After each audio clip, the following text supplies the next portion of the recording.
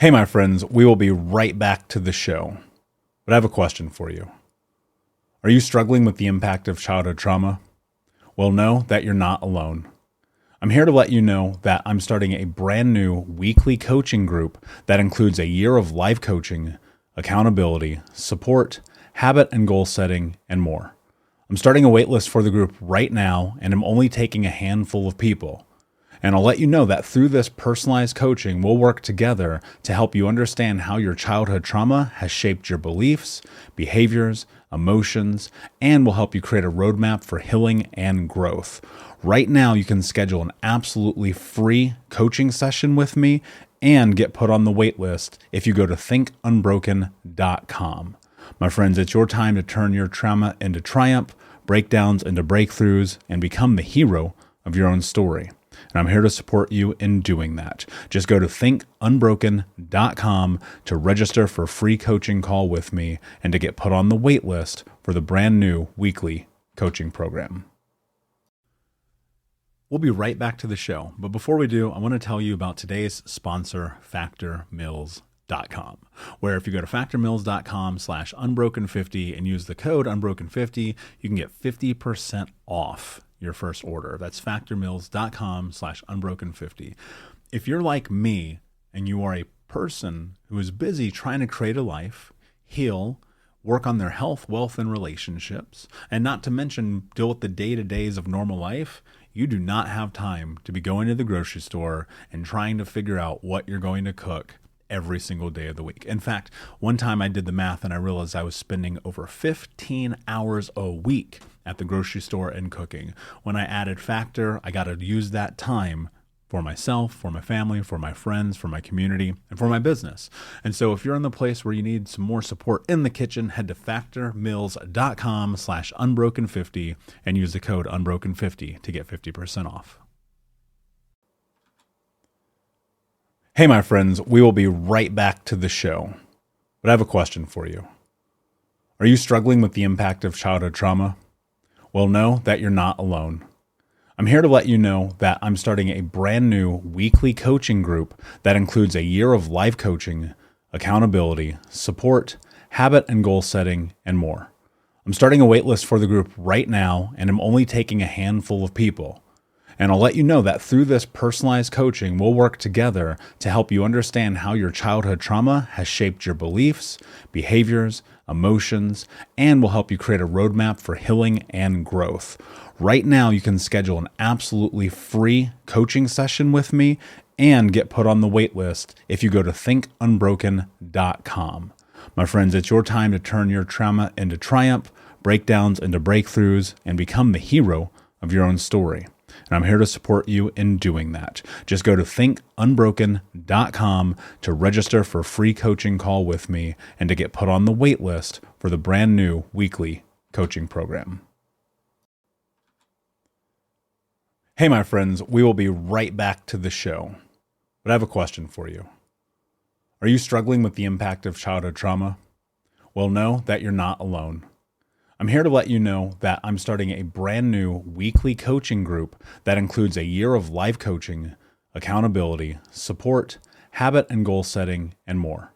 I'm starting a waitlist for the group right now, and I'm only taking a handful of people. And I'll let you know that through this personalized coaching, we'll work together to help you understand how your childhood trauma has shaped your beliefs, behaviors, emotions, and will help you create a roadmap for healing and growth. Right now, you can schedule an absolutely free coaching session with me and get put on the wait list if you go to thinkunbroken.com. My friends, it's your time to turn your trauma into triumph, breakdowns into breakthroughs, and become the hero of your own story. And I'm here to support you in doing that. Just go to thinkunbroken.com to register for a free coaching call with me and to get put on the wait list for the brand new weekly coaching program. Sometimes our lives can feel like a complete mess, an utter disaster, and just massive disappointment, time and time again. And the shame, the guilt, the decisions, the choices, the ramifications, pain that we carry with us from our past can often keep us stuck. And for many people, it does keep them stuck. I have been there. Today's guest, Andrea Ashley, the host of the Adult Child Podcast, is one of those people as well. And in today's episode, the conversation that Andrea and I have is powerful in this way that is about recognizing one thing true. We are not our choices. We are not our decisions. We are not the thing that we did in high school or third grade or when we were 25 or when we were 30. We are none of those things. What we are is who we choose to be today, which is an incredibly difficult thing to understand until you give yourself the space to heal and to learn to love yourself. And in this conversation, Andrea and I go deep about our both individual journeys and then what it's like together to now be attempting to create change in people's lives. Her podcast is incredibly powerful and beautiful. I've had the luck and the honor of being on the Adult Child Podcast. And I'll tell you this, people listen to that show because Andrea is her. She's honest, she's authentic, she's vulnerable. And sometimes she says shit where I'm like, whoa, I cannot believe you just said that. And it's beautiful and it's empowering. For someone like herself who has learned how to love herself despite all of the reasons why she has in the world to not, it's incredible to watch her journey, to watch how she can go from dealing with dysfunctional families, dealing with alcoholism, dealing with what she calls the shit show, and to create the life that she has today is not only beautiful, it's empowering, but it's also an honor to get to call her a friend. And today's episode is one of those episodes that I know for me personally carries a lot of meaning, a lot of hope, and a lot of letting go. Because it is only through the stories and journeys of others that we are able to look and reflect on our own lives and have, I hope for many of you, a moment like what I've had over the years of recognizing like if they can do it, then you can do it too. And I believe that for you, I believe that for her, I believe that for me, I believe that for everyone who is willing to listen to this podcast, who's willing to step into this idea about being unbroken, who's willing to be a part of the Unbroken Nation. It's all here for you, friend. Everything that you ever want, everything that you desire is right here. A lot of it is learning to love yourself, to heal, to let go, and to ask for help, to seek community, to find support. And I'm really excited for today's episode with Andrea because we're going to go into that. We're going to talk about all these topics and more. We're going to talk about dating, relationships, shaming, guilt, what it's like to be the person that everyone points the finger at, and then what it's like to become the person that others seek guidance from. And you have the ability to be anything that you choose to become. It's all about decisions. It's all about the choices we make. And it's all about the path that we decide to make. And for some of us, the path is a path that we have to make. Like literally, like you have to go out into the world and say, I don't know how to do this, but I'm going to try anyway. And my hope is that you'll take away from this episode encouragement, guidance, and most importantly, hope. And if you haven't joined the Think Unbroken weekly coaching, you can join us. Go to keys.thinkunbroken.com. Each Monday, we join a group of the Unbroken Nation to create support, to create community, and most importantly, to heal together. Go to keys.thinkunbroken.com to learn more, or go to thinkunbrokenpodcast.com, wherever you listen to this podcast, to leave a review, to find more amazing people in this community, and ultimately to find support in your path. Without further ado, my friends, here is Andrea Ashley. You're listening to the Think Unbroken podcast, and I'm your host, Michael Unbroken. I'm an author, speaker, coach, and advocate for adult survivors of childhood trauma and abuse. In this podcast, you will learn how to transform your trauma into triumph, turn breakdowns into breakthroughs, and go from victim to being the hero of your own story. You can learn more at thinkunbrokenpodcast.com. And of course, check us out on Apple Podcasts and Spotify at Think Unbroken Podcast.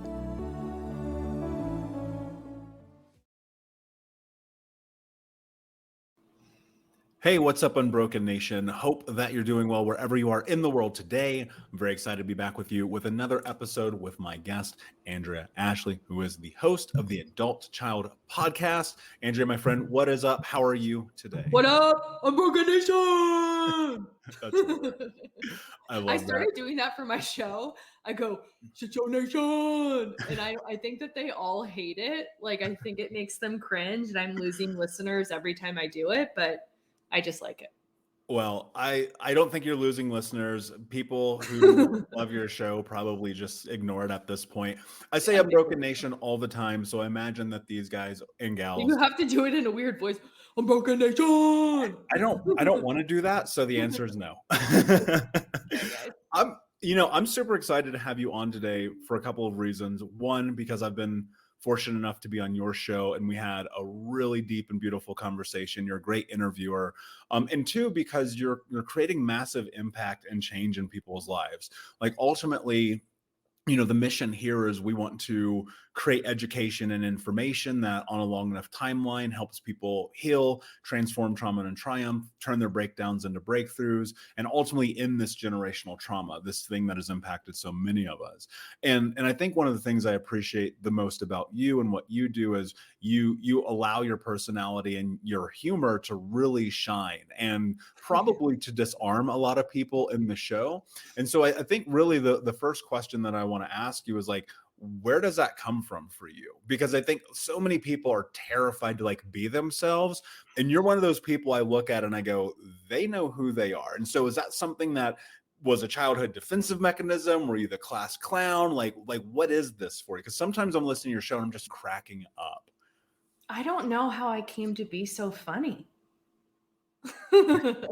I don't know. I'm trying to think of when I really started to notice it. And I don't remember being as sarcastic as I am now. I started drinking at 12 and really just became such a so quickly that I don't. Growing up, I don't think I was known as the funny gal. It really, I think, has come through, and I'll save my answer for the end because I know you're going to ask what it means to be unbroken, but I think it's really about finding the humor in our stories. I think it's so important to be able to laugh at the shit that makes us cringe. I think it's really empowering. And I think that it takes a lot of if you're doing it in a healthy way, but I just think I don't know. I feel like that's part of my mission and why I was brought here is for some reason, I'm able to find, I'll tell you my most embarrassing stories. I'll tell a stranger them, because I'm not embarrassed about it. It's it's what shaped me into who I am today. And it's made me interesting. And I don't know why this is my superpower, but it is. Yeah, I get that. Two thoughts came to mind. One, sharing embarrassing stories helps other people relate. However, my grandmother wouldn't agree, and she would probably say, "You have no couth," or home training, as it would be. And whatever, grandma, you're old racist. Shut up, grandma. Yeah, exactly. Type it down. And the second part of it is looking at it and going, I believe firmly that for some people, your voice can heal the world. It can change. I mean, you go look at incredible people, Martin Luther King, JFK, Gandhi, these people were amazing. Beyonce, I mean, she's changing the world, right? Jay-Z, these guys who have these incredibly powerful voices in which they speak the truth of their existence. And one of the things that I've obviously shared on the show is at a very young age, I started doing drugs and getting high. I mean, I was 11, 12, 13 years old. And deep into that world. And so I'm curious, I want to create some context about leading this path to where you've become who you are.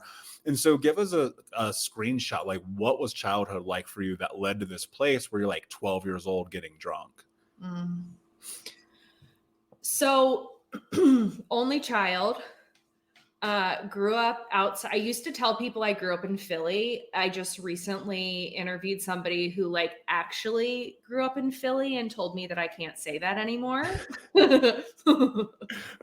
So I grew up in the Philadelphia suburbs. And I would say like really like picture perfect family from the outside. And I would say in many respects it was. And I think that that is one thing that I've had to come to terms with. And why it took me so long I thought that because I was never like physically or sexually abused, how bad could my childhood truly have impacted me? But the fact of the matter is it impacted me a whole hell of a lot. But so when I would say like the key experience that really just changed everything for me was when I was 7 years old and I was out to dinner with my parents, or I was with my mom. We were waiting for my dad to get there. And I remember my mom had ordered a beer and she was like barely sipping it. And then when my dad got there, she started to cry. And at a certain point, she took me to the bathroom and I said, "What's wrong?" And she said, "I'm an alcoholic and I'm 7. So I don't know what the that means. Can I curse or are you going to get demonetized?" Yeah, go for it. Okay. And she said, "It means I can't drink." And it was like, I didn't have any idea what that meant or what an alcoholic was. But at the same time, I knew exactly what she meant. And it was like, I went to bed that night and woke up the next morning having transformed almost into like this little adult. And I developed this sixth sense as it relates to my mom's drinking. And I would know like hours before she would even pick up a drink, like I just knew it intuitively that she was going to drink that day. And so, my dad was a workaholic and he was out of town a lot. And the times that my mom drank the most was when he was out of town. And, he knew that she was driving me around drunk. I mean, thank God nothing horrible ever happened. And she was always there to pick me up and feed me dinner and put me to bed. But I would, my dad had trained me to search the house for her booze because he would have me do it with him. I remember one instance of going into the liquor cabinet with him and using a paint stick to like measure and monitor like each level of each bottle in the liquor cabinet, as if like somehow that's going to like make a difference. We know that she drank out of it. But I really just became parentified. My mom's drinking was a secret from the rest of the world. And my dad really used me as his emotional confidant and support. And I got like an adrenaline rush from it. Like it was I think that was the way that I coped with the fear, was to like get a rush from it. I remember sitting on the stairs as a little girl and just listening to my parents fight and like just getting a hit from it almost, and wanting to hear like every single word that they were saying. I think that I felt safe if I knew everything that was going on. What that translated to in adulthood is like I asked so many questions, and thank God I found a job where like that's appropriate. But I developed separation anxiety around 9 years old. I started sleeping with my mom in her bed every night. And after a few months of this, my parents sent me to a therapist. And I remember asking my mom years later, like, "Did you ever tell that therapist that you were an alcoholic and that you and dad fought all the time?" And her answer was no, it didn't seem relevant. And so I became the identified patient and the scapegoat of the family then. I think that was me trying to sound the alarm bells on what was going on in the home. It didn't work. And so then at 12, I started drinking and using drugs. And guess what? That worked. When I started acting out, my parents stopped fighting as much and my mom stopped drinking. And it was like they had to come together to deal with me. And I would say the other thing, like the other really, really big experience that I had that I really feel like shaped me was in the 7th grade. I became like the school slut. So me and my friend went to this high school party and gave 2 guys blowjobs. And when we got back to school, the whole entire school knew about it. And it was like essentially overnight, I became the girl that no one was allowed to be friends with, that no one wanted to be friends with. And I feel like that's really, really, really when shame became my identity. And so it was like from that point on, that's really when, any means necessary to get. It's wild. Excuse me. What's wild about that is, when you're young, especially in high school, like middle school, high school, we're all trying things. We're all doing stuff. And for some reason, there's always that boy or that girl who they just get pigeonholed into this identity of like, that's who they are. And we don't even know how to make meaning of that. I mean, you're so young, you can't make meaning of what it is to be promiscuous, right? And not that I'm shaming it, like, go do you, like, whatever makes you happy. I shared on the show before, like, I've only ever had one nickname in my whole life, and it was in my late teens when MySpace was a thing and I was hooking up with every stranger I could. My friends all called me MySpace whore. Like, that was literally my nickname. And it's like, I was still in this place. I'm just in discovery. I'm figuring it out. But the mechanisms for safety that we use as coping, they can be drugs, alcohol, sex, especially if we see it's actually creating a semblance of peace.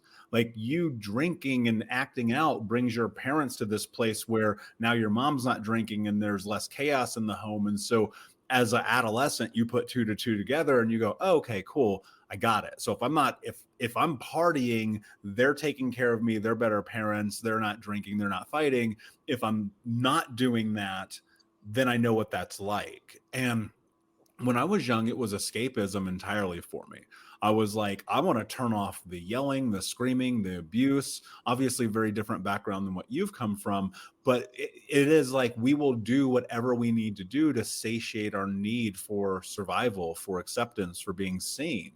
And you use a word that I think is really powerful. I didn't. Here's what's interesting. Like, when I was young, Identified patient. Not that, it was shame. Because here's the truth. Like, I didn't think that shame was a bad thing. I just thought I was a bad person.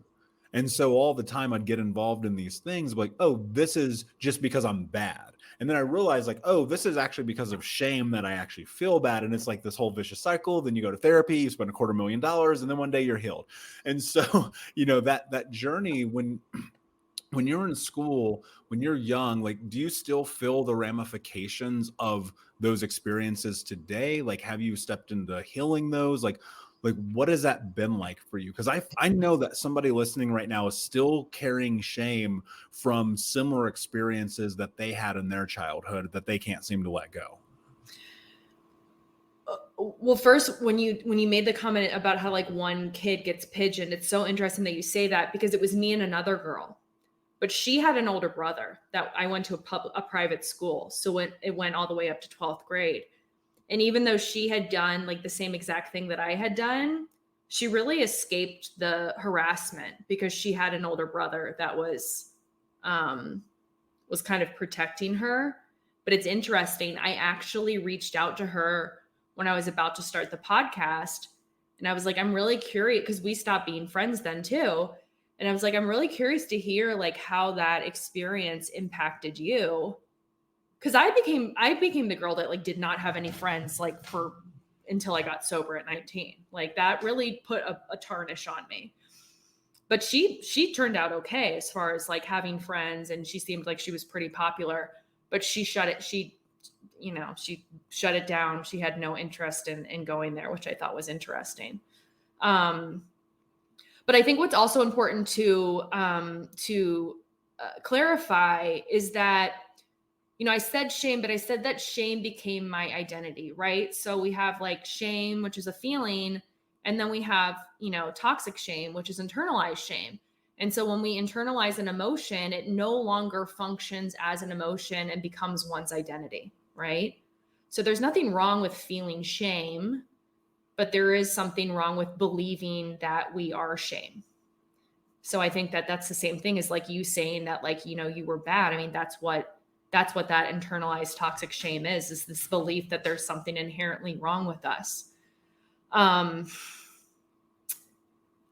had an experience a couple years ago where I was living in San Francisco, and it was the year that the Eagles won the Super Bowl a couple years ago, and hopefully again on Sunday. And I went to this Philly bar, and I walked in, and there was a table of about 6 people that were all in my 7th grade class, the year that happened. And I hadn't seen them in, 15 years. And it was, and I went up to them and I talked with them, and asked how they were doing. And it wasn't until I was driving home, when I was in my Lyft on the way home, that I realized that experience and that like identity, like that I didn't think about that at all, like while I was communicating with them. And that was like huge, just to see that I had let that go. How did I work through it? I mean, I think that I understand and I have compassion for myself that like, I was just trying to survive, like I don't know. I have a lot of compassion like for that like little girl. And I don't feel like I carry shame about that. But I do think that one thing that comes through is because of that like scapegoat role, identified patient, I do think that sometimes comes into play when I like engage in like self-sabotagey type behavior or like procrastinating. I do think that sometimes that is me defaulting into that role. If that makes sense. It does make a lot of sense. And the thing that came to my mind was like how brave of you to go and engage with those people, right? And I think that's a big sign. One of the things I always think about is like, share your truth, speak your truth, be who you are no matter what. That's the greatest sign of healing that you will ever experience, right? So many of us are used to stuffing down, hiding, running, keeping quiet. And it's like, well, you could do that, or you could face the reality of like the truth of the environment and the fact that, yeah, like these things have played a role in your life, but they're not who you are. And that's been one of the hardest things I've probably done, is get to that place where I'm like, I am not those ideas. I am not those things. And, everybody procrastinates. Everybody self-sabotages. Like, and I do too. Like, it's crazy. I'll sit, sometimes to get my day started might take me 2 hours. Right. And even though I'm like in my routine and my habits and I do it's sometimes like that one activity, I'm like, just do this thing and your day will be better. Like that can take forever. And I think most people don't understand that. Like, I don't know anyone who doesn't. I mean, go look at a dude like Goggins, right? Everybody touts him as like the man's man and the greatest, strongest superhero dude alive. And I'm like, he's dealing with a lot of trauma. He's dealing with a lot of things that he's gone through. And even that dude struggles to put his shoes on to go for these runs sometimes. And it's like, you got to recognize that. And that's been a reminder for me in this journey, because I do want to do great things like you want to do great things. You want to impact the world for the better, but it starts with us. And so I'm curious, when you're in these modes of self-sabotage and procrastination, 2-part. 1, what is the conversation you're having with yourself? And then 2, how do you move through it? Mm-hmm.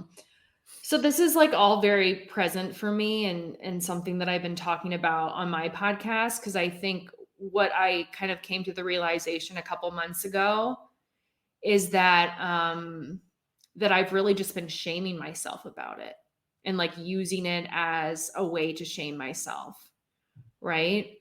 So at the end of the day, beating myself up for the things that I didn't get done, and treating it almost like it's just like a behavior thing. But what I've realized is like I really need to come at it from a level of like curiosity and compassion instead of beating myself up. So I've just been trying to really just notice what's going on, And then the other thing that I've been doing, so I want to share, are you familiar with the term outer child? Yeah. So I had on Susan Anderson on my podcast a couple weeks ago. And so she talks about, and this really hit home for me. And it was Do like me a favor and define that, because I know you asked me if I am, and my brain went, yeah, I'm getting there. Okay. So it was like really, so she's like the abandonment trauma guru, and I had her on before, but I had her on again, and it was like such divine timing for her to come on. So she has a concept of like where you have like your inner child and your outer child. And I guess outer child could be similar to like inner teenager, but I prefer outer child. So the way that she describes it is that our inner child, that is the part of us that feels.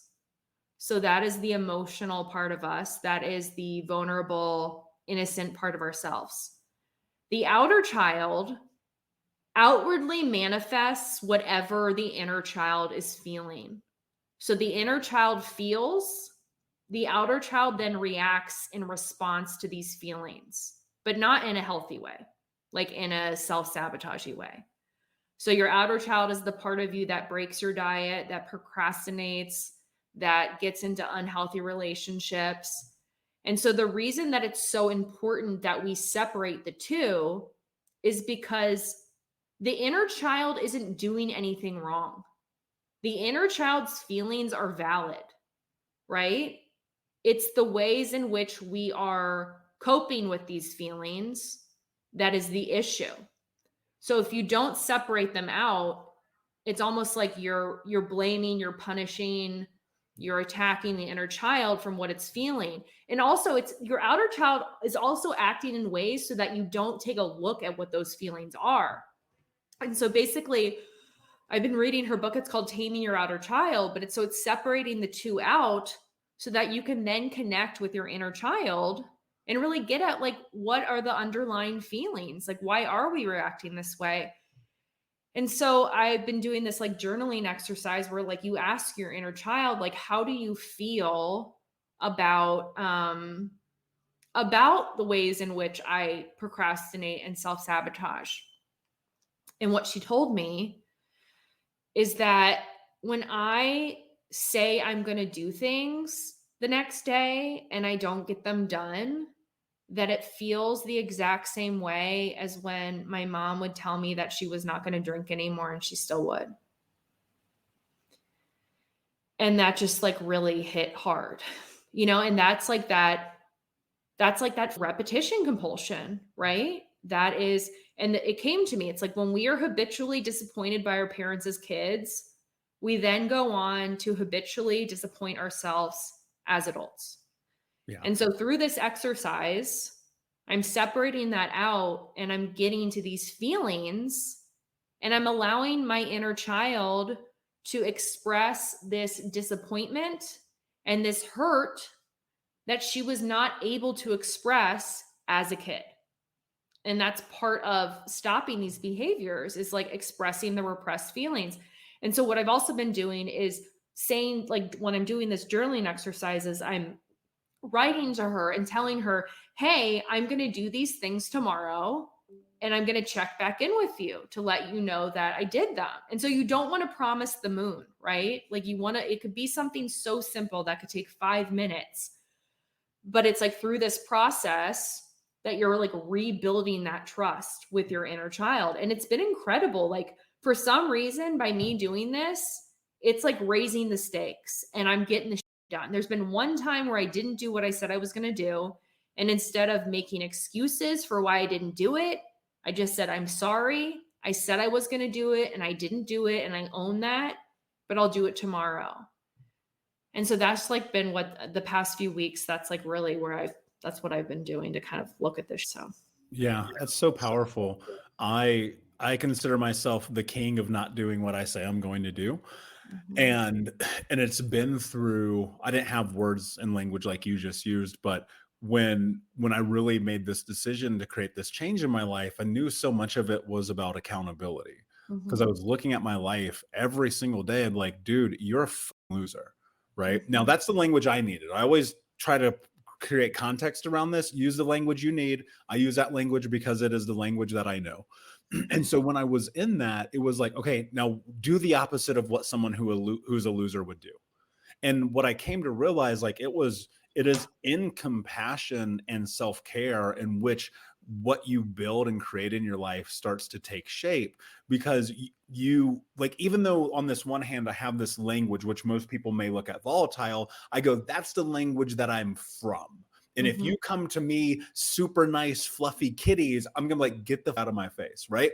And so I come to myself with this language, and then the dichotomy or juxtaposition of it is, okay, cool.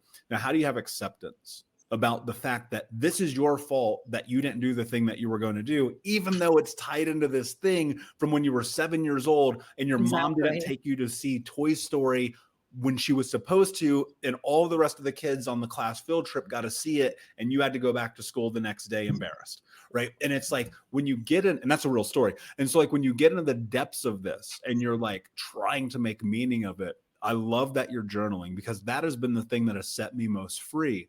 And in I've been so resistant to it. Most people are, and I was too at first, even though I'm a writer. Like I wrote my very first vampire romantic comedy when I was like 10 years old. I've been a writer since I was a child, but getting into the depths of the emotional capacity that we have around the experiences of our life is scary. And what happened for me was, I was like, okay, I'm going to step into this. I bought a red journal after a therapy session, and it became my angry journal. And 8 years ago was when this happened. And it's actually still over here on my bookshelf.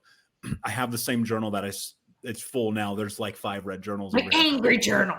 But that's what it was. It was like, be mad, put all of your emotions in there. And then I realized a lot of the things that I was mad about were things that were my cause, things that I had done. Because I'd forgiven or let go of so much abuse, so much. I mean, I even let go of the fact that my mother cut my finger off, right? I was able to do that, but I would destroy myself over not doing the dishes.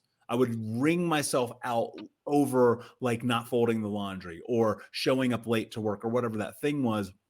And then I realized, and I don't know if this is holding true for you or something you've experienced, but I realized, like, one of the most important things in self-care is doing what you said you're going to do. Now, a big part of that's reparenting, obviously, but it's like, the people who know me best in my personal life, they know that when I say I'm going to do something, it's done. And that to me has just become not only a badge of honor, but just proof that I used to be a guy who was unreliable to everyone all the time, but especially myself.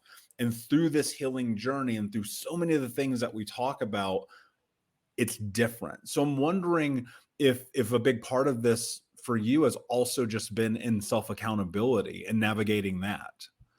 Yeah, it is, because I think that I hold true to what I say to other people, but I think it's too, like,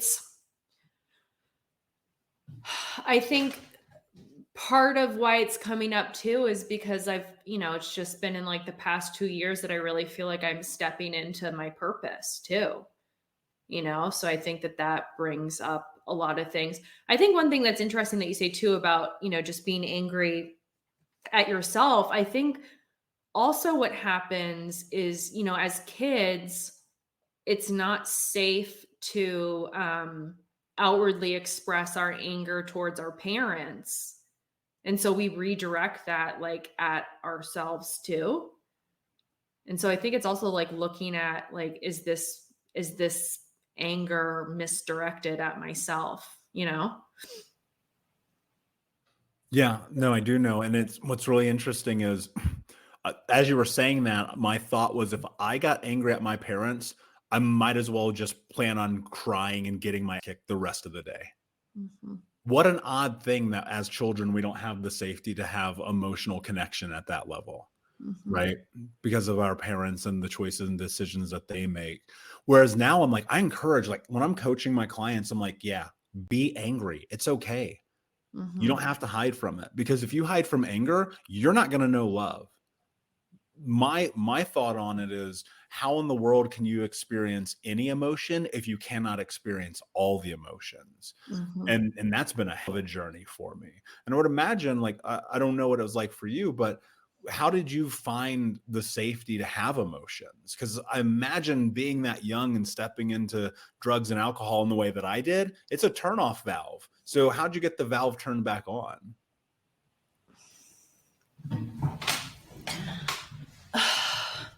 You know, in my family, it was only like certain emotion. Like, what did I see? I think for me, it's been slow to release like the sadness. That's been like the thing that's been the most difficult for me to tap into. And I would say it's really been in the past year or so that the tears are finally really starting to come, because what I saw in my home growing up was um either like anger or numbness, right? So it's tapping into that sadness, and I think it's just a natural process of like of recovery and healing. And um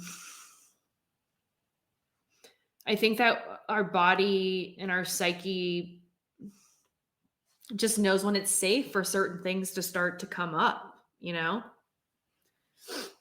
And really getting an understanding of like what it is that I'm really feeling, or what is the underlying fear or beliefs, to kind of get clarity on that allows for me to get like clarity on what are the emotions that I'm feeling, you know? How do you get clarity in it? Because I think that's a place historically I had been stuck. And I know that that is a place where many people get stuck because they're like, what is this actually? Like, how do you get clarity? How have you discovered that for yourself? A lot of therapy. Truth. A lot of therapy and a lot of meetings and yeah, 12 steps and everything, talking to other people. It's I think it's just like a process of doing the work, right? I don't have like a specific answer. Yeah. No, I think you're right. I It think is a a lot of it is like process. looking at like when I think it's like looking at trauma responses too. So really, you know, anytime I'm having like an overreaction to something, like I'm not reacting to something in the present. That has been like one of the biggest beauties of and areas that I've been able to see my growth, is that I'm really able to now identify pretty much like in the moment, oh, you're not like, you're having some sort of an emotional flashback right now. Like what you're reacting to is not what you think you're reacting to. Yeah, it never is. Like, that's been the biggest thing for me, especially probably in the last 6 years, 5 years, 4 years, last year, is just looking at it and going, dude, the response that you're having to this either A, is not warranted, or B, is so tied into something that happened 13, 23, 40 years ago almost at 69 this years ago. point, where it's like, what's really happening here? Is this the thing? Like, it's like the arguments, the things that we get mad at, it's always about like, you don't put the keys in the right place. And I'm like, it's not about the keys. It's about the fact that this happened or that happened, and then you tie in deeper. And I think getting that place of in real time, in the presence, making meaning of that, like, that's cool. It is. And here's one tool for people, because I think that take time. And I think a lot of people might be able to recognize, hey, I'm having an overreaction, but I don't have any idea where this stems from. I think one good tool for that is to like keep like a trauma response log. So anytime you're having some sort of an overreaction, you know, writing down, you know, what happened, what you were feeling in your body, what you were feeling emotionally, what were the thoughts going through your head, and how did you respond? And, you know, perhaps through time, you're going to be able to kind of see some patterns and connect the dots on what might be underlying it. No, I think that's a great tool. So thank you for sharing that. I mean, you got to get pretty real with yourself to be able to step into that. And I hope people will honor some compassion for themselves as they navigate that world, because I have done that. And there's a lot of work in this process that sucks. Like, I'm going to call it what it is. It just sucks. And that's one of the things that for me sucked the most. in part because like A, I have a very stubborn personality, and B, because I was having to come to realize like I can control a lot of these responses. And that was really interesting. Mhm. I'm wondering, as you have created this podcast, which is absolutely incredible, and it's one of my favorite shows, and as you've had all these conversations, do you find that are there any elements of what you do that have helped you just as an interviewer or somebody having these conversations that you carry into your life? Because for me, when I'm interviewing someone, Mm. like I pull tactical stuff into my life immediately. And I fear that unfortunately a lot of people are just listeners, they're not doers.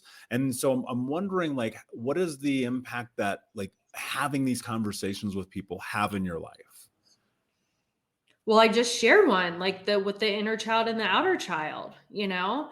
That's been the coolest thing about this is and what I try to, portray to my listeners, like I don't have this figured out, like I'm still a show and I don't want them to ever think that like I know what I'm doing, like I don't, And so that's like what's been really cool for me is I feel so honored that I get to do this podcast because like I'm still going through it, like this is me still healing and growing and I feel so honored that I'm being supported as I go through this journey like by my listeners and by my community and yeah, like I get to talk to some really great people and so that's an example. It's just all the time. I mean, sometimes you got to take some of it and leave the rest behind. But generally speaking, I think I have pretty good conversations, but sometimes it takes a little while to sink in. And I also like to get feedback from my listeners on like what they take away from the episodes. Cause then that also, helps me to see things through a certain perspective as well. Yeah, I have the same like I know with massive certainty I have no idea what I'm doing. Like, there's it's just I'm sharing in real time like this is what I think it means to go down this process because it's what's worked for me. But it's really interesting because what works for me doesn't mean it's going to work for you. Mhm. Right? And like for example, the type of language I use. Like I definitely have people who are like you say too much and I'm like well, maybe it's not for you, and that's okay. And I hope that you find what is, because ultimately that's Did what you it know is. about the E is for everyone? Did I tell you about that? No, tell me about this. Okay. So I had this woman leave me a review on iTunes and she said, um, the pod, she gave me 2 stars. She goes, the podcast, it says E, which means for everyone, but yet the podcast is riddled with language. And I was like, lady, it stands for explicit. That's hilarious. E is for Yeah, everyone. it's not. Yeah, and you know what? And it shouldn't be for everyone. And I think as a part of our journeys and stepping into our pure authenticity, which I know is a buzzword, but like let's respect what it means. It's about being in your truth. And if you're intentionally not being you, you're not for everyone. And in fact, you're not for anyone ever because you've got to go figure out some. And that's been a big part of the process for me is like I got to figure out my like, who am I? What do I want? What do I want to create? How do I want to create it? What am I willing to do? What is my capacity? And it's interesting because I've come to find not only the longer that I do podcasting, but coaching and speaking on stages and all these things, it's like my capacity is not what some of these other guys' capacities are. Right. I'm an introvert, like to its core. I was just actually speaking at this really amazing event last week. And like as soon as I got off stage, I'm in the flow of it and talking and shaking hands. And this goes on for like 2 hours. Mhm. And the second I was done, I was like, I'm disappearing. And I went to my room and I listened to music for like 3 hours. I ate dinner and then I came back and it was like, there are people who can continue to show up and do that and serve at that level at a speed that I don't have the capacity for because so much of this really comes down to know thyself. Mhm. And I love what you just said because, like, yeah, be explicit. E should be for you doing what the hell it is that you think is going to serve people the best. And Well, and so, I'll have people say, and I think at some point I probably should like define adult child for anybody who's not familiar with the term, but um a lot of people will be like, well, there's not that many adult child podcasts out there. So I really wish that you would have a podcast that would appeal to all of us adult children. And that's like goes against everything that my message is, which is about like living as our authentic selves, you know? Yeah, and I want to encourage people to do that more because here's an interesting thought. Everything in my life became different when I became me. I had a therapist. He's the literally dude changed my life. He's the greatest therapist in the history of the world. And he goes, change only happens when you make change happen. And when he told me that, we were talking about identity. And so I'm curious, like, as you have shifted into a deeper authenticity and a deeper, true sense of who you are, how has that impacted your life? What has that meant for you? And what does that journey look like? Well, that's what this podcast is. Like that, this podcast is the exact, result of that. When I hit my adult child bottom, I was working, I was a CPA. But what I realized was that I had never once considered like what a fulfilling career would look like ever. Like all I had cared about was like finding a guy and getting married. And all I was doing was like dating one emotionally unavailable alcoholic after the next. And I realized how much I was selling myself short. And so not only did I like embark on this journey to like heal from my childhood, but I also embarked on this journey to figure out like why the I was put on this earth. And that's why I just think that like this adult child recovery work is so powerful because, I was 9 years sober at the time because it allowed me to like figure out who the I was and live accordingly. I think getting sober made that like a possibility for me, but then it wasn't through until doing like this adult child recovery work that I had the ability to do so. And so really what it was just like a journey of healing, but then also like just learning about myself and being able to see that my gift is like my authenticity and like my vulnerability and my ability to connect with other people. And I don't know, it's just like been the most like amazing experience. I feel so lucky. And I think I think it's available for all of us. Like what are your thoughts on that? Like I think that we all can do something that we like. I think that we all do have a purpose. And I think it's capable for anyone's, able to do that. I just think a lot of people don't do it. Yeah. Well, I agree with you first and foremost. And my hypothesis of why people don't is because we are more scared of success than we are of failure. Mm-hmm. And we are so used to failure and failing and being the loser and everyone pointing at us going, you're not good enough, strong enough, capable enough, that success is actually an identity. It's a shift, right? It is in the same way that shame can be an identity, so is success. And so to go to this place, because there's levels to this game, right? Because here you are, you look at your life where you are today, and you go, okay, this is a level above where I was. But maybe the thing that I want is 8 more levels up and it's level 10. I'm at level 2. Here's the analogy that I use. People want to win championships. Well, if you want to be champion, you have to have a champion caliber. And most people don't because of the work required to put in. Because it's not as simple of I read the podcast, I listened to the podcast, I read the book, I went to the conference, I had therapy 3 times. It's the day in and the day out and the micro decisions that you're making when you're making 3,000 decisions a day that lead you down that road. And one of the hardest parts of that is one, you have to have massive clarity. This is just the way that I've been able to create the life I have. Is when I have no clarity, my life was a disaster. Okay, cool, check. So we know if I don't know where I'm going, I'm screwed. So I got clarity. I said, what do I want to do? I want to build this thing that's impactful for people where I can teach them as I'm learning. And that ultimately became Think Unbroken almost 7 years ago now. Okay, cool. So let's do that. Check. Now what? All right. Now I have to understand that for me to go to the level that I want to be, which my zeroed in focus right now is like, I want to be the #1 mental health speaker in the country. Cool. I'm at level 1. What does it take to get to level 10? The battle that I know that I have between level 1 and level 10 is in between my ears. That's it. That is the whole game. That is the whole battle.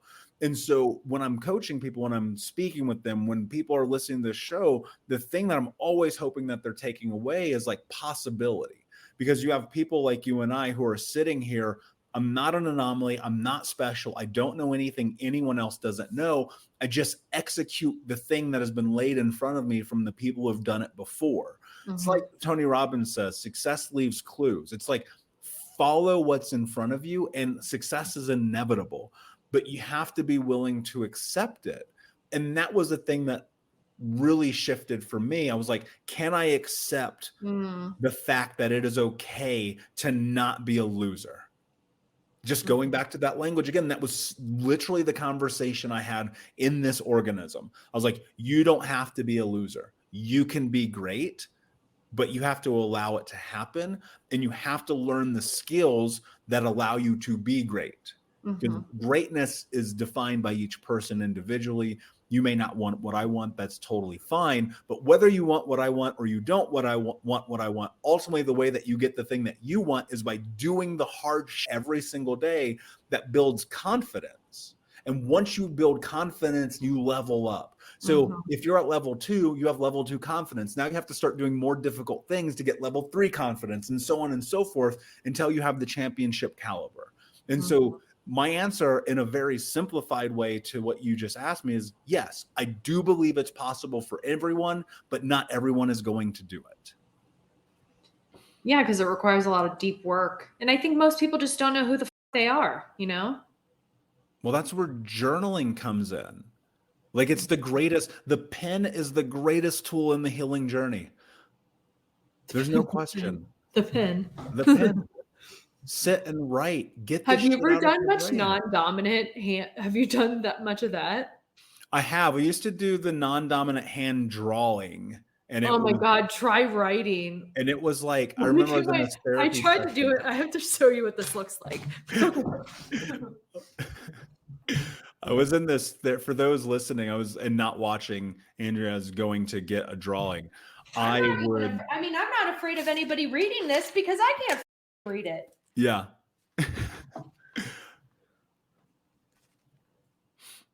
Yeah, I have no idea what that says. It looked like hieroglyphics. It's horrible. I don't know if people can actually make like letters, but I couldn't. I did that years ago in a session with my therapist where he was like, just write all the bad shit in your life, but do it left-handed. I was like, I don't know why. I still don't know. I'll be here all day. I was like, there's not enough time. You know, I love that this conversation has been fun and enthralling and hopefully impactful for people. I look at your journey, I look at what you've been able to do and accomplish in your life, knowing that, you know, like here's what's so interesting about you and where you're at. On paper, people would look at our childhoods and they go, they're so different, but they're really not. Because trauma impacts people, whether you're rich or you're poor, you're black or you're white, or you're purple or yellow, or your parents are together, or divorced, or separated, or whatever. Trauma is going to impact people. And there is a path in front of you where your life can be different, where everything can become what it is that you want. And I'm not saying you have to go start a podcast like we have, but what I am saying is like, there's an opportunity in front of you if you're willing to take it, because the universe is always leaving you signs. And my friend, this has been a really beautiful, beautiful conversation. Before I ask you my last question, can you please tell everyone where they can find you? Yes. My podcast is Adult Child. And you can find me on Instagram and TikTok at Adult Child Pod, P-O-D. You can email me at Andrea@Adult Child Podcast. There are millions of adult children out there who don't know that they're an adult child. Google, if you're going to do anything right now, Google the ACA laundry list. If you relate, go listen to my podcast. Yeah, I love it. My last question for you, my friend. What does it mean to you to be unbroken? It means embracing our entire story. You know, all of the mess, all of the shame, and really just embracing that and having gratitude for our pain.